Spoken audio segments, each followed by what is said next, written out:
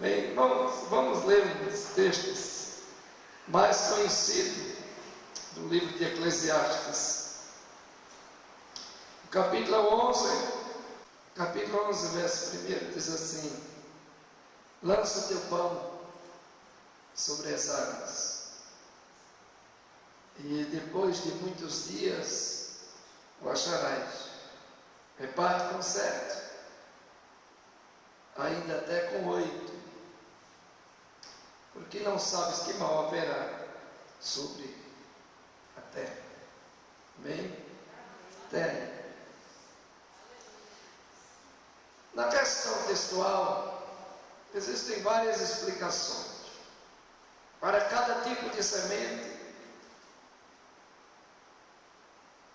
existe uma explicação. Existem explicações convincentes, explicações não convincentes. Existem explicações que você entende e ama aquilo que ouviu. Tem explicações que são tão bem explicadas que o crente termina dormindo por não querer ouvir a respeito de determinados assuntos. Mas aqui o texto é curto, ele é reto, direto.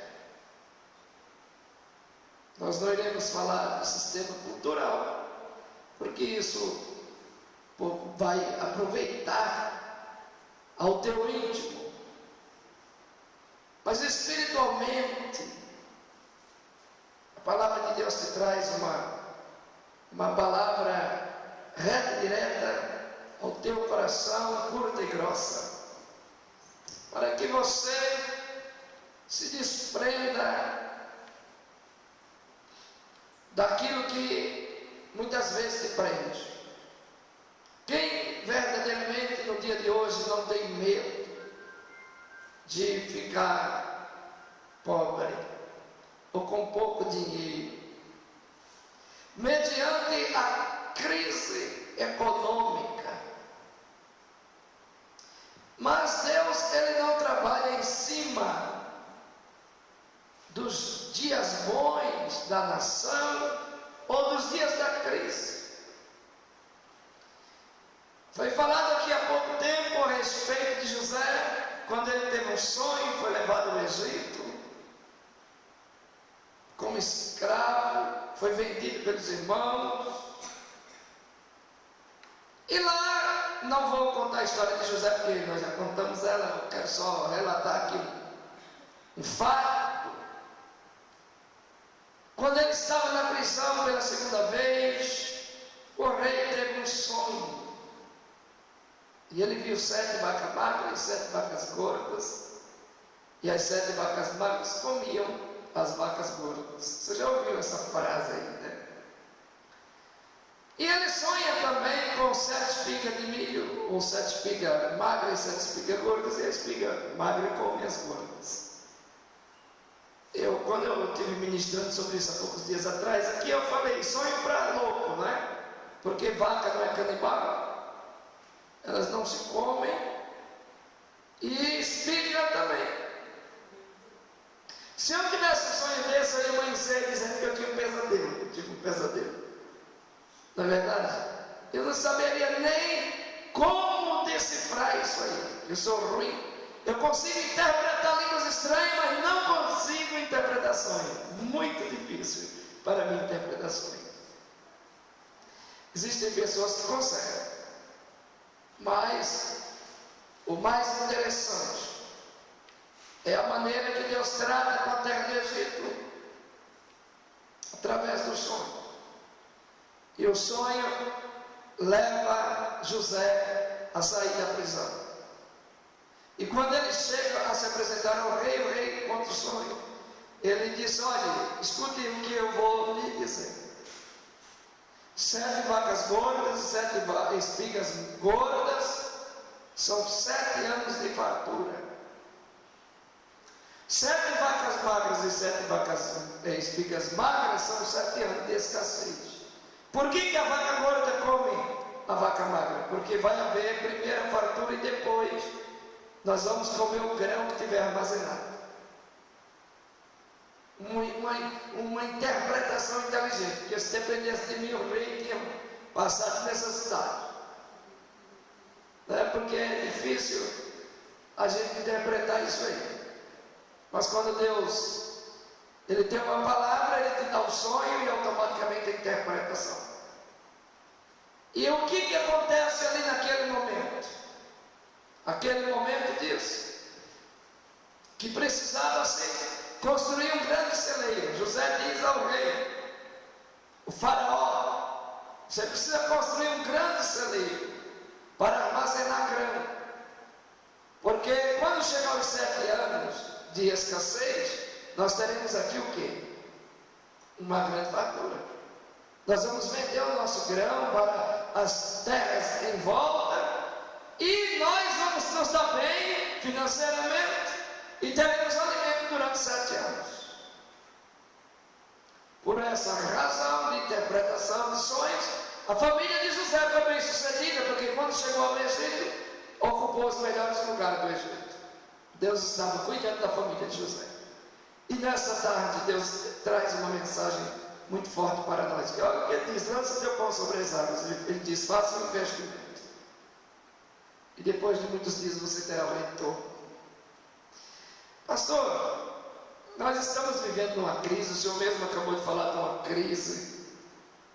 E como é que nós iremos fazer um investimento? Deixa eu perguntar para vocês aqui uma coisa.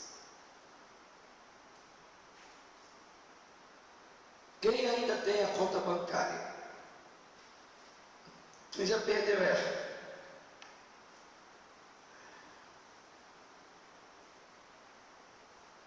Quem ainda tem um pouquinho de azeite no fundo da botija? Um pouquinho de farinha na panela. Então observe o que Deus disse a José: construa um grande celeiro, porque virá uma oportunidade durante 7 anos. Está entendendo? Então, numa época de crise, nós deveríamos falar de quê? De crise. Mas nesta tarde, eu gostaria de lhe perguntar: quantos aqui estão em crise? Quantos aqui estão em Cristo? Porque quem está em Cristo, nova criatura é.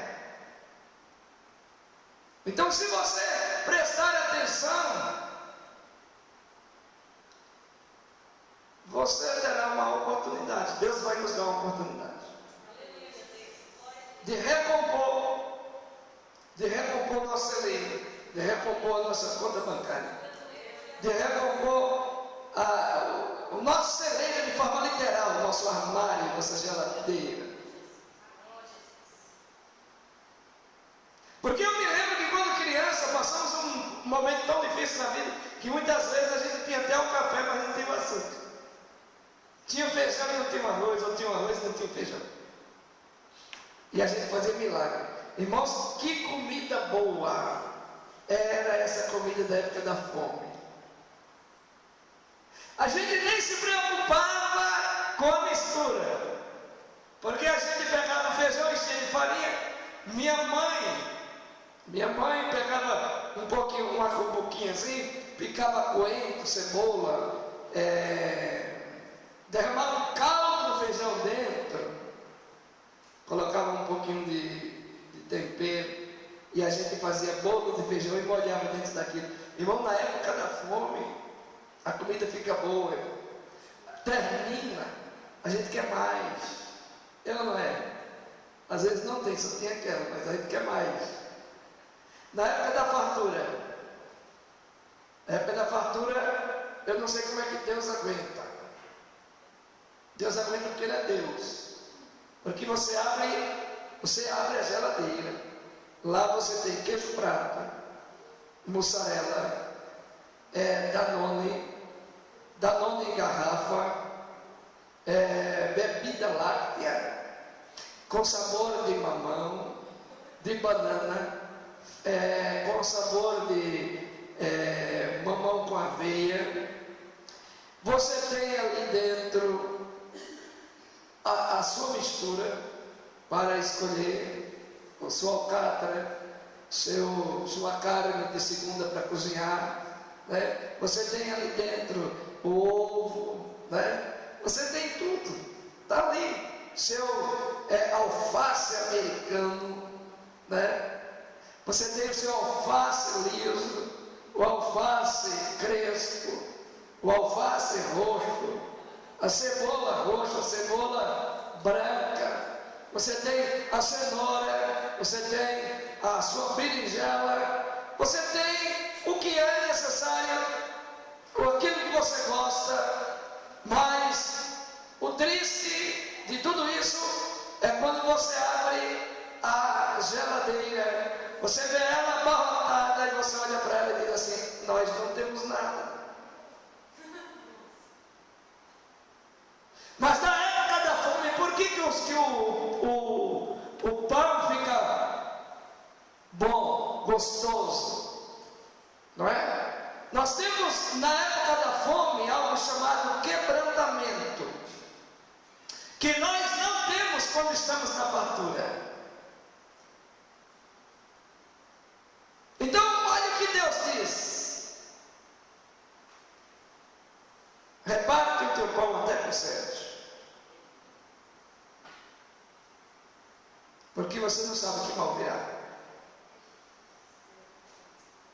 E quando nós cumprimos as Escrituras, nós temos a proteção de Deus. Quando chegar a nossa vez, alguém vai nos socorrer. Deus vai cuidar de nós. Então vejamos isso com clareza. José diz: construa um celeiro. José fala isso a Faraó. Deus está falando nesta tarde: construa um celeiro. Deus está falando isso a sua igreja, você. Pastor, o senhor não sabe que lá na minha continha eu estou gastando o restinho da rescisão. Eu não preciso saber. Eu estou falando para você que Deus nos dará o direito de construir um celeiro. Mas quando a Bíblia diz assim: reparte o teu pão, ele está dizendo: não seja soberbo, porque eu detesto a soberba.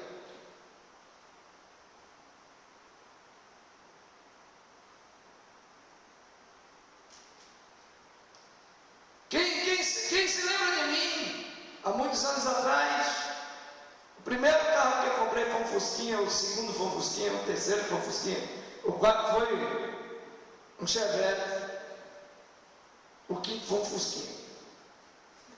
O último Fusca que eu comprei, na época, ele parava a cada meio metro. Ele me deu tanta raiva que eu comprei um carro de verdade. Eu peguei ele, levei em uma concessionária, entreguei ele e parcelei. Eu comprei o primeiro Uno. Na época do ano de 97, eu comprei o ano 95. Do ano 95. Um Uno novo, bonito. E alguém perguntou para mim assim: qual a diferença de dirigir o Uno e dirigir o Fusca? Eu falei: nenhuma. A única diferença é que esse daqui é macio e o outro era duro. Essa é a diferença. Mas eu continuei dando a paz do Senhor aos irmãos, abraçando os irmãos, rindo para os irmãos, levando cesta básica para os irmãos. Porque o que isso mudaria na minha vida? De lá para cá eu vim trocando um carro pelo outro, até chegar nesse carro aí, um carro bom. Passei uns anos de provação, porque eu comprei eu me lembro que eu comprei um Palio branco. O Palio era básico, mas o Palio era tão bonito, mas tão bonito, era básico. Ninguém sabia o que era básico. Que o ladrão me pegou 3 vezes no mesmo mês para tomar aquele carro.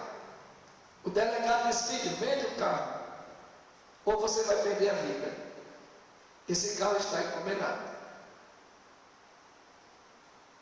A última vez eu fui fazer uma visita na casa da irmã Lourdinha, que o marido dela tinha problema de saúde.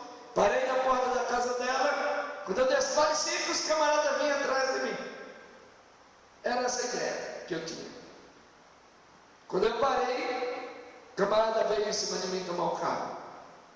Então, quando eu vi o cara se aproximar, eu já sabia, já tinha sofrido 3 assaltos, né? Eu peguei a chave do carro, depois joguei para ele e falei, o alarme está junto. Ele catou a chave. Quando ele foi entrando no carro, um vizinho maluco tirou uma arma e mandou tiro. Só que o vizinho atirou para cima. Ele não atirou em nós, ele atirou para cima. O camarada sacou dentro da cintura e não sabia para onde atirava. E na casa da irmã tinha na garagem, no final da garagem tinha um meio pilar. Um meio pilar. Era o modelo da casa. Eu me encostei naquele pilar, dessa maneira assim, eu me encostei assim, ficou a metade da barriga para fora, né? Do pilar, eu me encostei ali, e aconteceu que quando passou aquele tiroteio, os caras correram, jogou a chave no chão, os caras correram, e eu fiquei ali. Eu não tinha força de sair do lugar. Aí quando eu não ouvi mais tiro, quando eu não ouvi mais nada, então eu passei a mão na cabeça para ver se tinha alguma coisa acertada em mim, passei a mão no corpo, eu não vi sangue, não vi nada, eu falei, eu acho que eu estou vivo. E saí dali, né, para a glória do Senhor, saí vivo. Aquele carro financiado, eu tive que entregá-lo para uma concessionária de graça, porque o carro financiado é recém-financiado. Quando você volta para fazer negócio, o que sobra dele? Eu entreguei de graça e financiei outro carro. Começou tudo de novo. Mas o que isso muda na vida da gente? Se nós tivermos um espírito quebrantado, um coração lento, nada. Nada vai mudar. Está entendendo? Porque o que Deus ama não é aquilo que é estética. O que Deus ama não é aquilo que é aparência. Porque se o bandido me pegar no caso desse carro aí, ele vai ficar com tanta raiva que ele vai me matar ou vai pegar o carro e jogar na minha cabeça. Porque se ele levar a carteira, ele não vai levar menos de R$2. Então, aquilo que é aparente não indica nada. Eu tenho um testemunho de um colega meu, os irmãos conhecem ele, mas eu não vou falar o nome dele não. Ele é um cidadão que ele sempre teve dinheiro. Aquele cidadão, ele trabalhava, acho que era da Ford. Ele sempre teve dinheiro. Um cidadão bem sucedido. Mas enfim, um dia ele entrou numa loja para comprar um carro, uma D20. Só que ele era um cidadão que ele andava de chinelo de couro, bermuda e camiseta. Você vê como que a aparência engana, né? Um dia eu entrei no fórum de Santo André, a prefeitura me mandou para o fórum. Eu estava resolvendo uma documentação aqui dessa igreja, desse templo.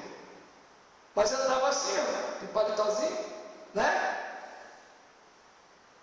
Que eu já fui mais vaidosinho numa época, né? Eu já estou bem relaxadão, né? Mas eu fui assim, a moça olhou para mim e falou, meu filho, pode ir no fórum precisa nem pedir permissão. Aí eu falei, mas essa hora, meio-dia, o fórum não fecha como só fecha, mas o senhor não é advogado? Advogado passa direto. Eu falei, que bom que eu posso ser advogado. Aí ela falou para mim assim, o senhor não é advogado não? Com essa pinta toda. Eu falei, é só o terno. O terno é de advogado. Acaba que está dentro não. Então a aparência leva o homem a entender as coisas erradas. Quem está entendendo? O irmão chegou lá e foi comprar uma D20. Aí ele está lá sentado, negociando. Aí entrou duas madames, mulheres muito chiques, no salto, bolsa da Europa, né? O camarada olhou e já falou, essa é de Deus. Deixou o irmão, chamou um outro vendedor, disse, termina aqui a negociação com ele, que eu vou atender essas duas senhoras. As senhoras entraram, olharam, viram, perguntaram, investigaram, foram embora, não compraram nada. O rapaz que estava ali negociando a D20 olhou para o irmão e disse assim, como é que o senhor vai pagar? O senhor vai dar uma entrada? O senhor vai financiar em quantas vezes? Ele disse, não, eu vou pagar à vista.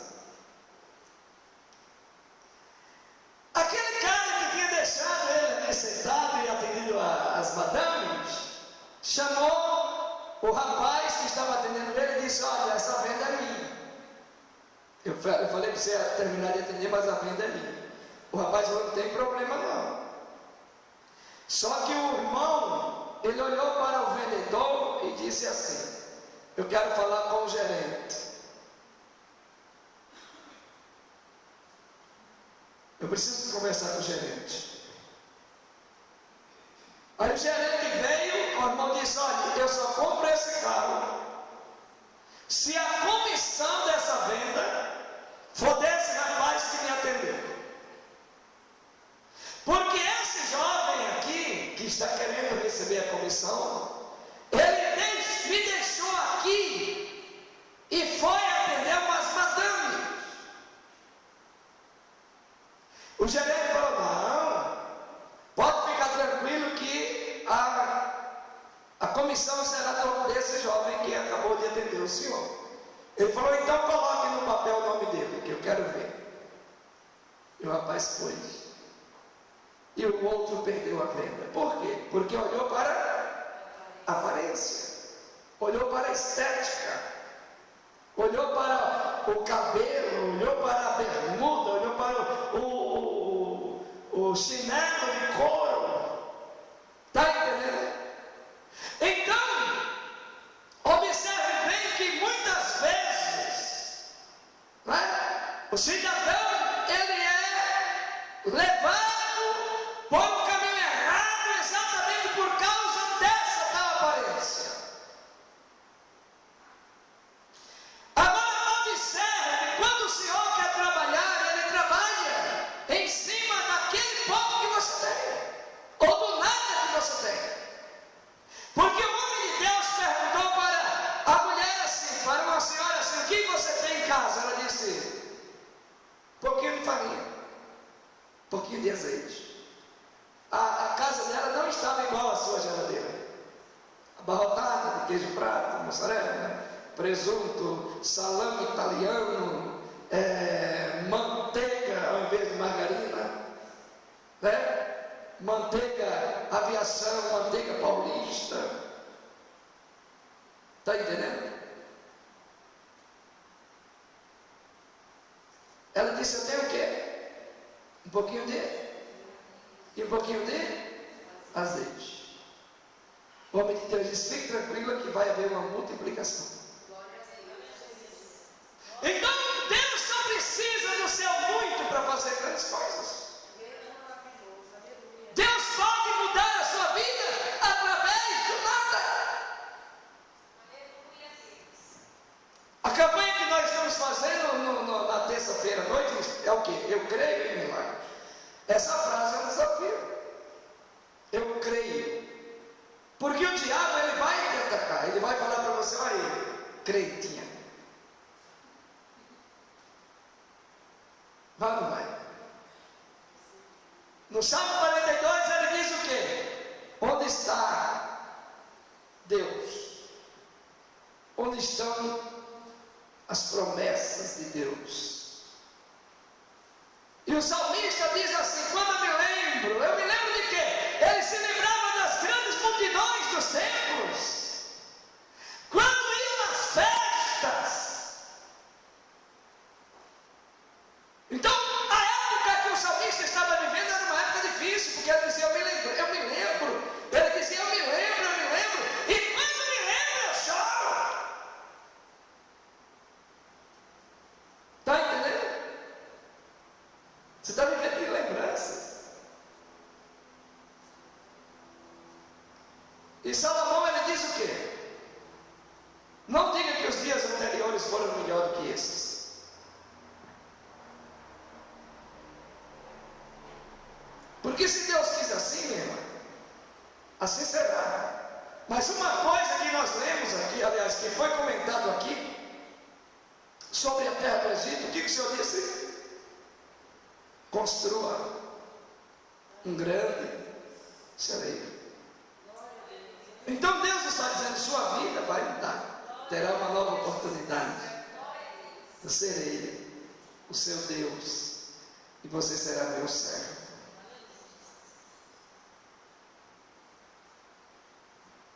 Não se alegre com coisas grandes, porque Deus trabalha em cima do nada. Muitas vezes a promessa que fazem para nós é tão linda também, e depois a gente vê que não funciona. Muitas vezes nas pregações eu sempre repito a mesma coisa. Hoje nós observamos que o cidadão, ele jura amor, e daqui 15 dias ele jura amor para outra mulher, e ele deixa aquela a ver navio. Não é? E quem fica desolado. Agora, quando nós vivenciamos momentos muito difíceis, mas cremos em milagres, cremos no Deus do impossível, cremos na sublimidade de Deus, na autoridade de Deus, na força de Deus, na palavra de Deus, na renovação de Deus, no retorno de Deus, na graça de Deus, naquilo que Deus tem. Oh Deus maravilhoso, aleluia. Eu vou contar um fato bíblico para você. As horas foram, mas eu vou contar, presta atenção. Você se lembra de Jacó e Esaú? Não se lembra? Sim. Esaú queria matar Jacó, e a mãe de Jacó mandou Jacó para uma terra distante, casa do tio Labão, tal. Depois chegou a época de Jacó retornar para casa, porque Deus ele escreve a nossa história. É ou não é? Sim ou não? Então Jacó sai da sua casa, vai embora, e depois Deus traz ele de volta para dentro da mesma casa, da mesma terra. Só que quando Jacó estava voltando,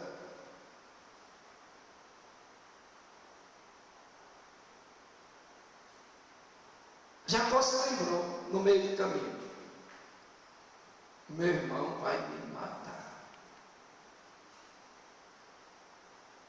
Se eu chegar lá, eu sei que eu vou morrer, mas Deus mandou eu voltar. Amém? Deus mandou. No meio do caminho ele se encontrou com um anjo. Você se lembra?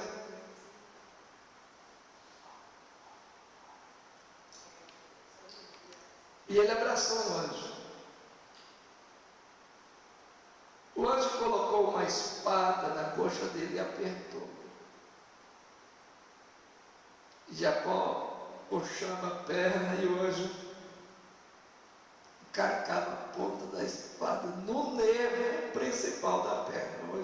O anjo era terrível. Ele não fez só um buraquinho, ele acertou o nervo. Jacó grudado nele, olhava para ele e falava: pode apertar, meu filho, pode apertar, pode apertar. Eu só te solto quando tu me abençoar. A perseverança, a crença. Deus maravilhoso, Oh, aleluia. Deus. Jacó olhou para o anjo e falou: vou contar um negócio para o senhor.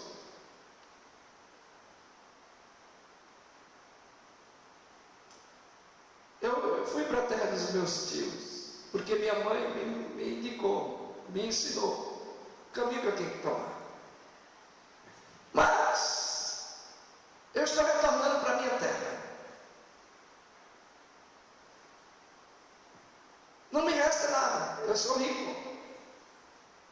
Estão aqui as ovelhas, estão aqui os pastores, mas eu vou morrer. Você sabe por que eu estou voltando? Porque eu creio na palavra.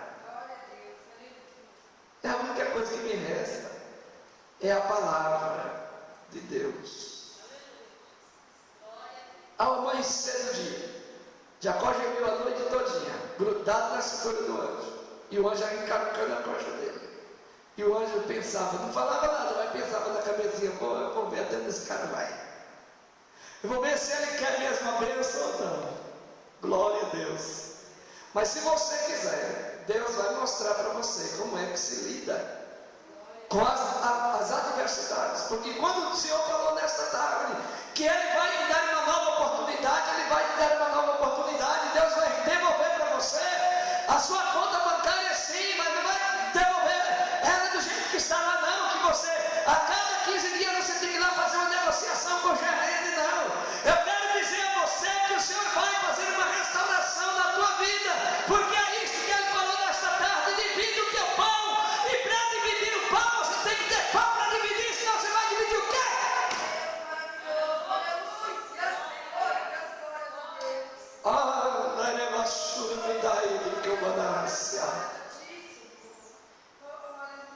Deus não manda você dividir o que você não tem, não, minha filha.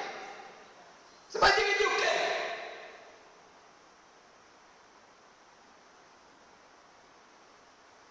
Então Ele vai te dar para você dividir.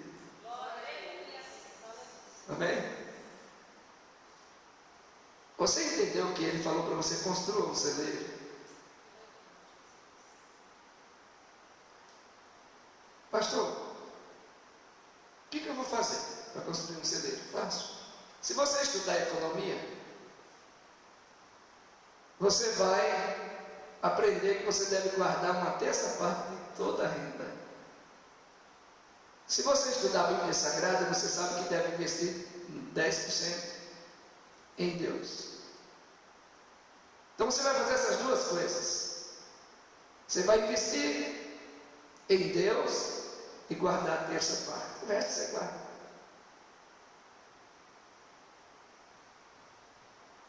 Eu estou falando com pessoas que já faliram.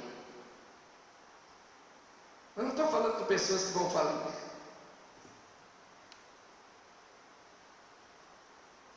O que me resta são o guarda-roupa lotado de roupa. Por isso eu ando bonitinho, bonitinha. Já os perfumes, pastor, já caíram de grau. Eu usava Boticário, Natura. Aliás, eu usava perfume importado, depois eu passei para Boticário, para Natura, e agora já estou começando a comprar aquelas Deocolônia. Mas não fique chateado por isso não, que ao menos você tem a Deocolônia. Você tem lá aquele bom humor, né? Você tem a Avon, que é mais barato. Não estou fazendo propaganda, que eu não ganho com isso para fazer propaganda. Estou falando dos degraus. Mas fique feliz com uma coisa, com a promessa que Deus está fazendo. Deus vai fazer você retornar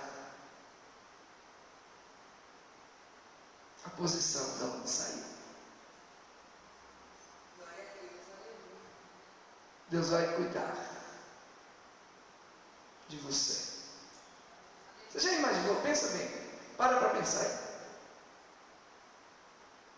Com quantos você pode repartir hoje seu pão?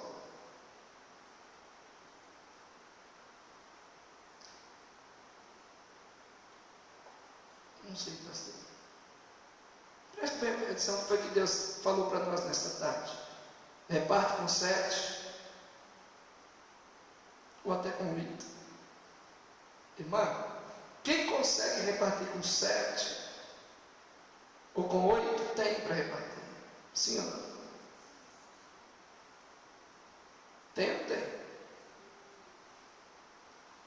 Por que a palavra diz reparte? É porque Deus quer que você ame. Você vai ter para repartir. Deus vai nos devolver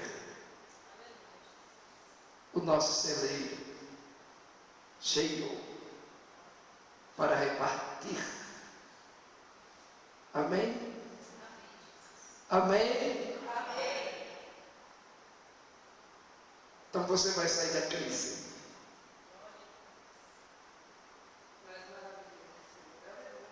Se você for igual a José no Egito, você nem está na crise. Porque José ele foi para escravo para o Egito e nunca vestiu a camisa de escravo. Ele chegou lá na casa de Potifar, mandou na casa de Potifar. Mandaram ele para a cadeia, ele chegou lá e mandou na cadeia. Tiraram ele da cadeia, levaram para o Egito, ele mandou para o Egito inteiro. Que escravo é esse? Fala para mim. Hã? Que tipo de escravo é esse, mãe? Olha, finalizando. Isso só acontece na vida de pessoas que Deus cuida dela. Amém? Você crê que Deus vai te dar vitória sim ou não? Sim. Então nós vamos orar. Vem mais para frente para a gente orar por você. Em nome do Senhor Jesus Cristo. E eu tenho certeza absoluta da vitória. Amém? Daquilo que o Senhor tem preparado para a sua vida. Porque a oração feita por um justo, ela pode muito em seus efeitos.